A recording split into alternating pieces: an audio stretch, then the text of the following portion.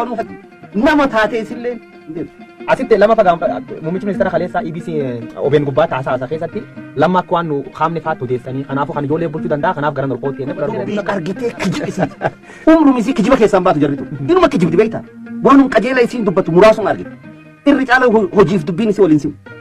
maan fedhiin isii katana gattana amma beekta tun dubbii gaafa jajjabdu waan itti jiru kana loon wanni nu dheekkamne akkana lollee argitee dallannuu fille keessi kennu gubatu ummanni isii kaawwate jarritu hin jirtu ummanni hedduutti abda ilmaan abbaa gadatti argitee bakka kan dhaqqabe jedhee sirbeef deengadduma kana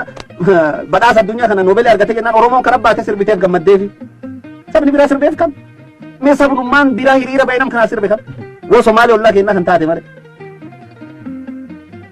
maal abdii irraa qaban ture ammoo bakka ummanni isaan kaawwatin jiru ifi saayinsii watan deebin isaan oromoo deebisan kam eenyu isaan hayyoomni isaan argite ka oromoo hayyoo oromoo cufa caalee isaan ife bifa saayinsii watan deebin saayinsii kan baratan saayinsii isaan baratan argite bifa saayinsii watan gaafii oromoo deebisan gaafiin oromoo jijjiibaan barbaadu gaafii qajeeltu sabaaf sablammiin biraallee waan nu mormuu miti gaafii haqaan in sodaatti in kijibdiif malee namni siin sodaatan gotii farka qabedhan odii kisii bulchuu jira nafxanyumta sodaatti nafxanyaan kadeen gadama shimalli isaa argite nafxanya cabsinee jirra jennaani akkana xiyyitu tan awwarra mataan dhukkubee jira ijoollummaan ta'e namta nafxanya sodaatatu waan dhimma finfinnee dammaqaan kaasee jira nafxanya sodaatti wanni jal deemu cuuf nafxanya hin bootu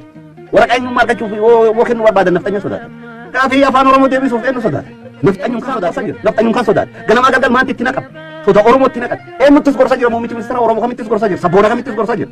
ka jala jiru kami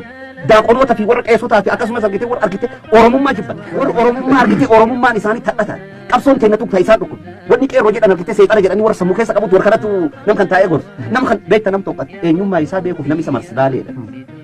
nam tokko eenyu dammaqaan jechuuf namis marse laaleedha anallee hamza eenyu na marsee laaluu qaba muummichi ministeera eenyu namis marsee laalee nuttis gorsa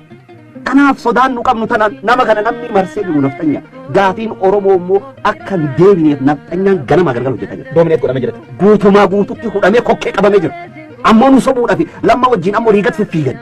gaaddis tokko jedha wannu amma ijoolleen tiin nam lammaa fi namni kun tokkoo miti jedhan isaa gargar hin baasina jedhan kijiba wanni kun ammallee lammallee taanan tiim lammallee akkanatti wal jalfa fakkeessitanii deemuun borisaanuun balleessiti midhaaddu dammaqaan akka jechuu jiranitti garee kana garaagarummaan jedhu jiraachuu uummata bodeessuu jalqabe yaayyoo bobbole.